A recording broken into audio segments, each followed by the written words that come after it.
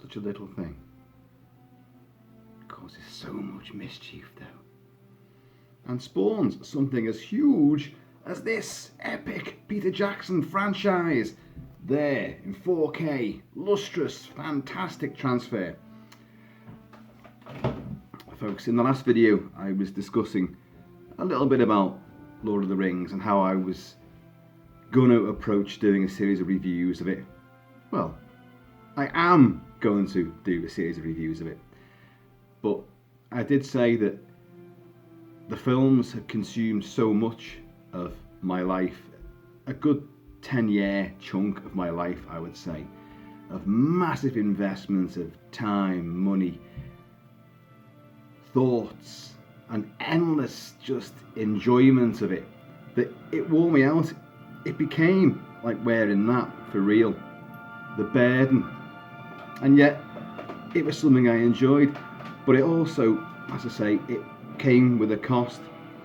So once I'd kind of, that's it, I've bought all the figures, I've got all the swords, I've got all the books, the art of books, the posters, everything, all the merch you can possibly imagine from Middle-earth. I had to like wash my hands of it, go to the healing house and just try and recover and get into something new. But against my better judgment, my son got the big box set of all the 4K versions, and he said, "Dad, let's just watch this, we'll do one a day." And we've done it. And I said to him, "Man, this is going to be a fatal mistake for me." And he knew. He gave me that sort of look, the look that the hobbits give, that look that Elijah Wood gives so magnificently at the very end of Return of the King, when he's going to get on the ship and off he's going to go into the west. And he gives that beatific smile at his friends, his companions who've gone to hell and back and can't believe that he's going to leave them all over again. And because that wound from Weathertop, it's never properly healed. And he gives them that little beatific smile, and then sort of goes, the little nod, and that twinkle of mischief, that hobbit mischief. And it's magic. So my son gave me that sort of look. "Come on, Dad, you want to watch these?" So we did. So that's 3 days we've just spent in Middle-earth. And you know what? Return of the King is only finished a few minutes ago, and with all its endings. And I'm still there. I want to watch them all over again. I feared this. I knew it would do it. I knew it would open those doors again, and I'd just go tumbling through, literally obsessed with this and all its mischief and manipulations, Machiavellian tactics. So this is just a little overview. I am in the middle of doing a big sort of series of fantastical movie reviews, so you're going to get some great stuff, you're going to get some dross, because coming up very soon is Red Sonja, which seems agonizing. It's like, it's got a bitter taste in my mouth after mentioning Lord of the Rings to mention Red Sonja, but I'm going to come on to the Rings trilogy, in depth, obviously. But for now, this is just like a post trilogy overview. There's so much. It is the biggest fantasy epic ever constructed and put on screen. Tolkien's books are immense, dense, world building, world changing, massively a big cultural experience for all generations, all races and creeds who adore it. And Peter Jackson's massive endeavour to bring it to the screen in all its rich glory and detail and character, and all the vignettes and the locations, the settings, the emotion, the action, the drama, the tragedy, the triumph, the failure, the coming to terms with everything. it's such an undertaking. Who'd have thought that the guy from Meet the Feebles and Bad Taste and Brain Dead could ever have come up with something as absolutely wonderful and inspiring as this? And he'll never do it. He'll never do the same thing again. I know The Hobbit, of course, I'm not as big a fan of The Hobbit, to be honest. I may have to reappraise that now, but it's a far lesser endeavour than Lord of the Rings. But for now, let's just have a little whimsical trip through it. This is not in depth. This is just like my post-Middle Earth Odyssey thoughts. I mean, I know the film's inside out. It's just this return to the Rings trilogy has been quite a phenomenal little trip at the moment. And if you indulge me, I'm going to turn up the music a little bit. This is just a slight little playlist, mainly all to do with Return of the King and all the emotional bits of music, of which there's plenty. But the Shire is worth fighting for, isn't it? The Shire it's Little England. That's what it is. It's beautiful. It's idyllic. But the hobbits, they've got no idea, no comprehension of the outside world. So these four are going to go on this horrific, harrowing journey, this adventure which will change them forever, and it will change the world of men, the world of hobbits, and it'll decimate the world of orcs as well. But there's so much fun and magic and menace in the first movie. The first movie, I've always said, is The Fellowship of the Ring, is my favourite because it feels the most complete. Plus, it's the one with Boromir. But you got the Mines of Moria. We get to know the Fellowship. We get Annie Lennox. This plays over the endless final credits of Return of the King, and everyone got up in the cinema to leave. I sat there with tears down my face. I'd seen the first two films with friends on day one. I was the only one able to go and see Return of the King, first showing day one at the time. And oh my god, I was texting at the end of it. Oh my, people were like, well, what do you think? Let us know, because everyone was massively into it. But I was at the forefront. I was the one who was going to see it. And I was just overwhelmed. In a good way. But, so Fellowship of the Ring, the Black Riders, you've got Liv Tyler doing the best acting she's ever done as Arwen. The chase, where she's trying to get Frodo to safety. And the hair's breadth chase through all the trees, and they're storming down after her, and she's going full pelt, elfin speed, and then she summons up the tide of the river to take them out. Splendid. The fall of Gandalf. Fly, you fools. Taking the Balrog down, they tumble out onto the scree slopes afterwards, and they're all in shock and confusion. We've lost the only guy that could really get us through all this. The hideous deceit and treachery of Christopher Lee as Saruman.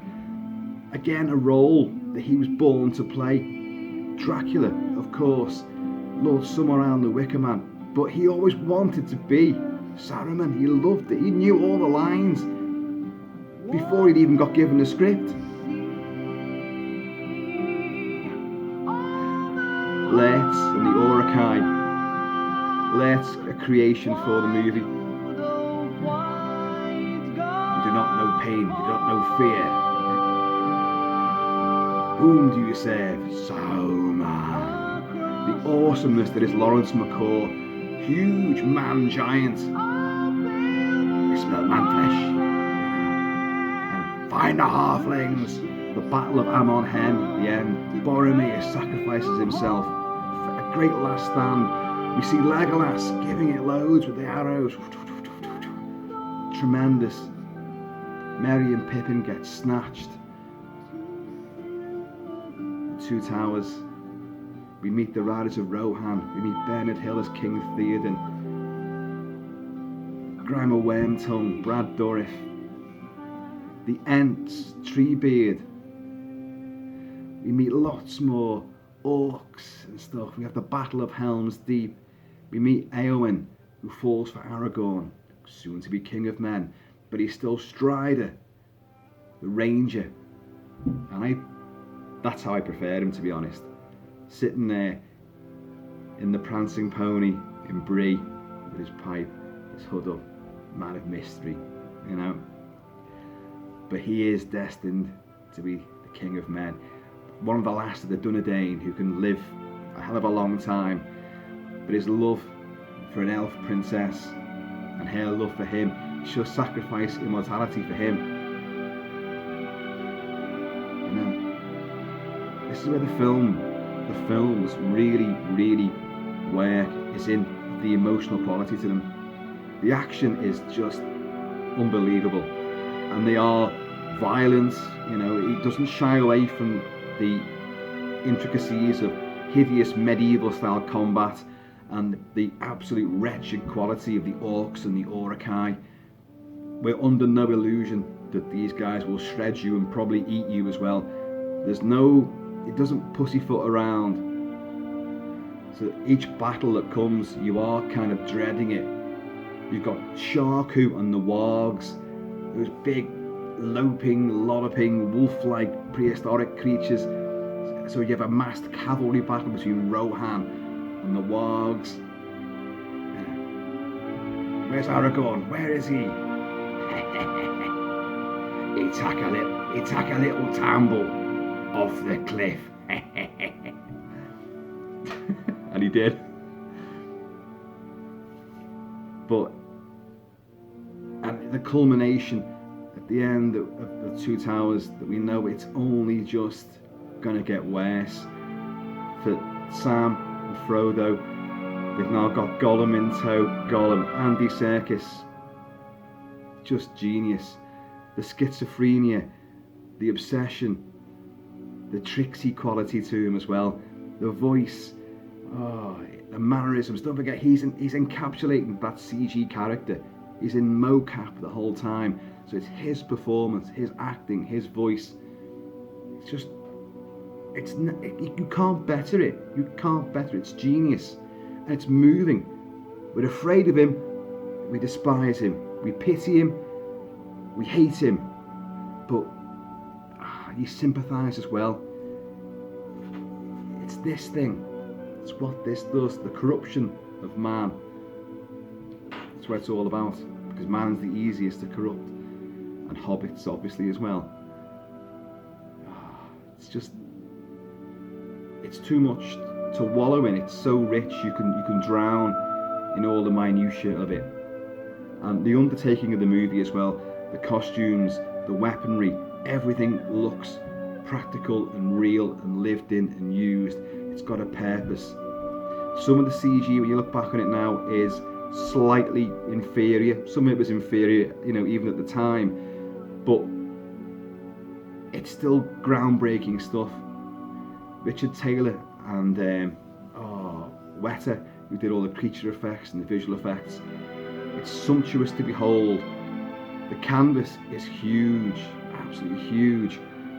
Then you get to Return of the King, the backstory of Smeagol, who will become Gollum, killing his friend, all over the ring, and his harrowing plight and degeneration into Gollum. And Gollum can be funny as well. When they're going up the steps. No, hang on, where is it? Is it the high steps? And obviously, like, Sam knows, he's onto him. Look, this guy, I've heard him. He says he's gonna kill us. He just wants the ring for himself, but Frodo's under the influence, and he has to believe, as he says, I have to believe he can come back, meaning Gollum, because if he can come back, then so can I. Because you don't understand it, Sam, the power of this thing. So he begins to defend and look after Gollum, absolutely flying in the face of what his best friend can see and can understand. But when he takes Gollum under his wing, and Gollum's all like, nasty fat hobbit, hitting me and all that. And he turns around and he just goes, because Frodo's walking off with him. You come with me, Gollum. You'll be all right with me. And he turns back to look at Sam and just goes like that. It's just genius. It's genius. Shelob the spider. I'll be honest, I don't like spiders. So, and the spider in the book has always been perceived as one of the ultimate big badass arachnids. It's the stuff of nightmare. And the scenes leading up to our meeting with Shelob are truly skin crawling. But of course, when you actually see Shelob, she's old, she's haggard, she's diseased and sick, and I was never frightened by her. It's a wonderful creation, and the interaction of the characters with Shelob is just vigorous and inventive and exciting. I still reckon that little skewery thing where she punches them to put the poison in, that would have totally gone through Frodo, not just punctured him and made him ill. There are mistakes, there are gaffes here, there and everywhere. There's always a little bit of extra humour with Gimli, which perhaps goes a little bit too far. Like the procession leading out from Edoras, where they're going to Helm's Deep, and he's talking to Eowyn about the, some that say, they've never seen any dwarf women, because they look just the same as dwarf men. And Aragorn's going, it's the beards and all that, like. And then of course that's funny in itself. But then you get the stupid bit, the Roy Kinnear moments from Three Musketeers, where the horse bolts and he falls off. So I'm all right, it was deliberate. And it's just, you don't really need all of that. But these are just little tiny moments in what is 10 hours more of just unadulterated, imaginative bliss and complete and utter relocation of yourself as the viewer. You are transported into that world. It looks so real. Everything looks real. And Return of the King, and of course, the endless battles, the endless interaction between Sam and Frodo, and the sheer tear-jerking nature of it. I remember, oh my God, do I remember this? Because when I was sitting there alone, none of my mates watching Return of the King, I wasn't alone in the cinema. It was pretty much a full house. And in that moment, oh God, they're on the slopes of Mount Doom. Maybe I can't carry it, but I can still carry you. And Howard Shore's music swells, and he picks up Frodo. Oh my God. I literally went, oh! Like that. The world's worst girly squeal of just emotion. But the thing is, not one single head turned around to go, ha ha ha, pussy, because everyone was just the same. Yes, you've got that so much parody of and homoerotic piss taking of the whole Sam and Frodo relationship. Yes, Mr. Frodo's there and all that, like, but doesn't matter. It's the heart and emotion that really, really seals that deal. Sean Astin, Elijah Wood. It's just, but then Merry and Pippin, you've got the same. All of them, every character has a huge range of emotion, and they deliver it all with such real conviction and sincerity that no matter how daft it might be, conversing with an army of green lit, translucent dead people, who are going to fight with you. I pledge, I will release you from your burden. You can die in peace. Just serve me, serve Gondor. No matter how daft it might get, you're still there. You're totally invested in it. I know many people that say that, I'm not into it. And then you've got those who are like, I'm bored of the rings. I get it. I do get it. If you don't want to, you don't like it, that's totally fine.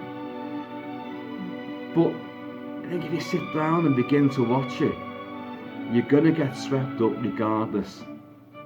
And I spent so long avoiding it Even when it would appear on TV and when The Hobbit came out, I was like, oh, I can't do this. And I'll be honest, I've never seen the third part, the Battle of the Five Armies from The Hobbit. I've seen the first two, and I liked them, but I didn't love them, and I wasn't swept away by it like they are in the battles going down the river. But I never saw the third part, so I need to do that, obviously I will. Now I'm on board. I'm totally infected with Tolkien, you know. But again, the finale, Return of the King, they've defeated Gollum. They've thrown the ring into the sea of lava, and of course Gollum gets it as well in a lovely final moment for him as well, that he gets what he's been after. And then Sam and Frodo were on the isolated rock in the middle of a sea of pouring lava. There, at the end of all things. Oh, God.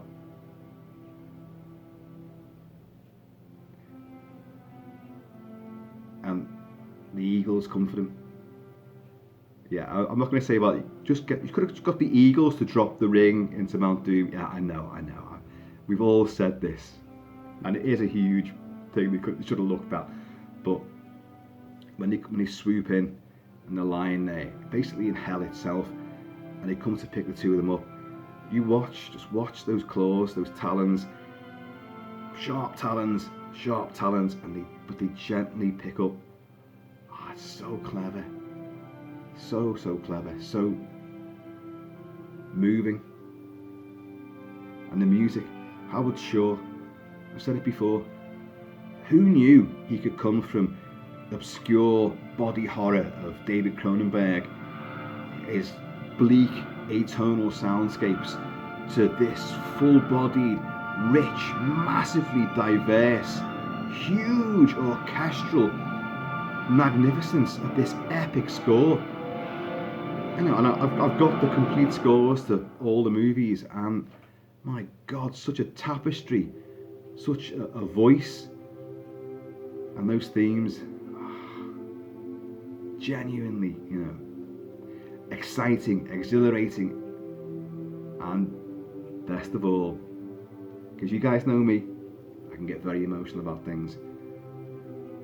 And even though me and my son were watching it, throughout all the really heavy moments, if it wasn't for the music and the soundtrack, you would have heard a pin drop. I was trying to hold back the, and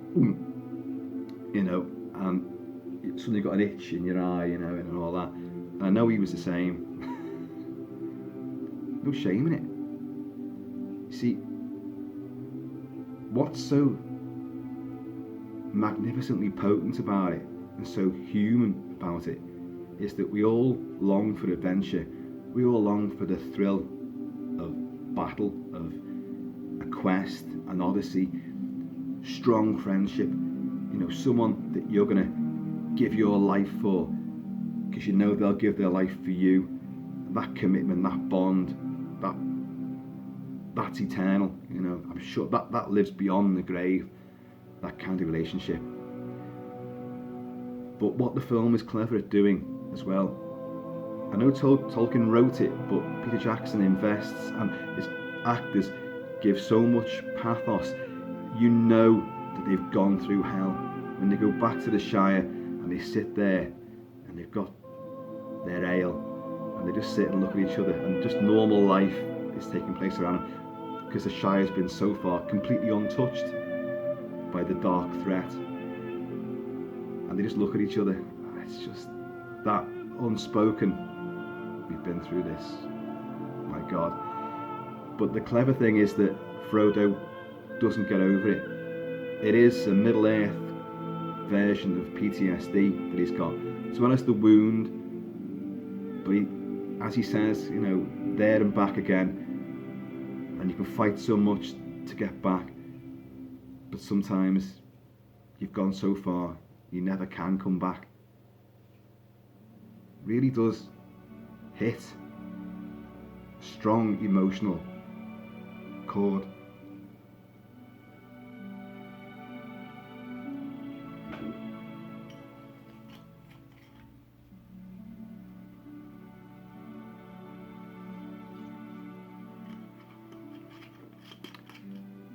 So what I will do, I'll carry on with this little series of reviews, and then I'm going to have to basically change the name of the channel to the Kilted Lord of the Rings channel. No, I'm going to go in depth, but I don't want to be boring anybody. I don't want to get you guys bored with the rings. So I'll do the film reviews, but then I'm going to go into like some of the figures and the music, because there's so much to go into, so much, and it's such a worthy project, and I feel stupid for having denied myself, all this pleasure for so many years now. I mean, I'll watch Escape from New York almost every day, it seems to me, or The Thing, or other John Carpenter movies, and yet, really, I've lived, and this is what happens when those films came out initially on their theatrical run. You'd have it at Christmas, and then you'd get the theatrical cut on disc, DVD first, then it'd be Blu-ray, and then you got the next film would come out the following Christmas, and then you get that, but you get the extended cut of that movie. So you were forever jumping from one patch of Middle Earth to another in one cut, then another cut. But for years it went on. It was a phenomenon that just kept building and building, and you went along with it year by year. And so a huge part of you was consumed by this. So it's only a little playlist to put on out of 10 hours worth of music, more in fact I think it is, but I do love this.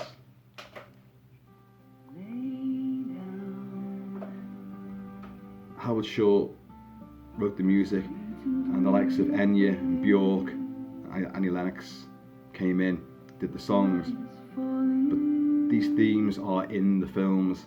So these beautiful little anthems at the finale are woven in so indelibly that they are part of the fabric of the soundscape of these movies. Anyone sitting on the fence about getting the 4K set, if you remember, I reviewed the Blu-rays when they first came out with that strange blue cast on it as well, which caused a massive uproar. Although they were great discs, but what the hell had gone on with that colour? In 4K they are just phenomenal, and to watch them on the biggest screen you can, it's the landscapes and the colours are just skies. The lighting of the beacons travelling across all the mountains so everyone can rise up and fight for Minas Tirith and Gondor.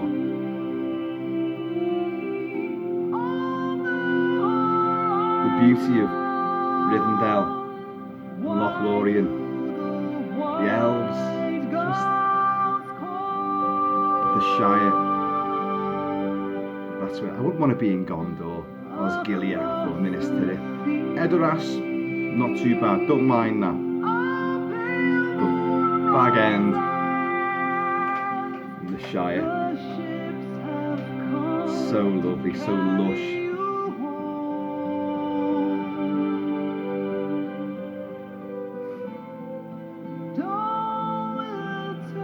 My friends, you bow to no one. And then the King of Men, the elves and everybody, the wizard, bow down to the hobbits, all of whom have had so many moments to shine. They all play a huge part in this mission. It's so clever. I know you've got talking trees that go to war. You could cut a lot of corners with them eagles, I know.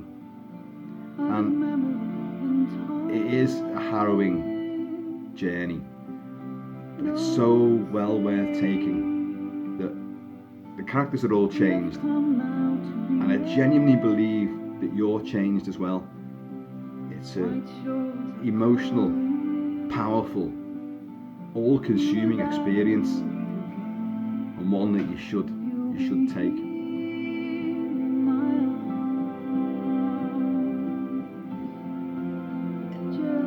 folks. This is just an overview, of course. What can you see on the horizon? Why do the white gulls call? So many great moments. Across the sea, Let's just let it play out. a pale moon rises. The ships have come to carry you home. Mine's still broken. I actually prefer this to the full version. Reforge the shards. It would take a lot of magic to make sure that blade didn't break on any impact, but you know, hey, there's wizards involved in this, and elves. Folks, I have been, and always shall be, Kilt-Man. Please, take it easy. Keep it kilted, keep it Celtic. Gonna see you all laters.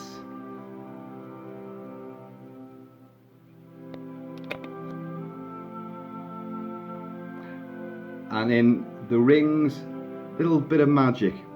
It's foiled my stop button again. Let's try it again.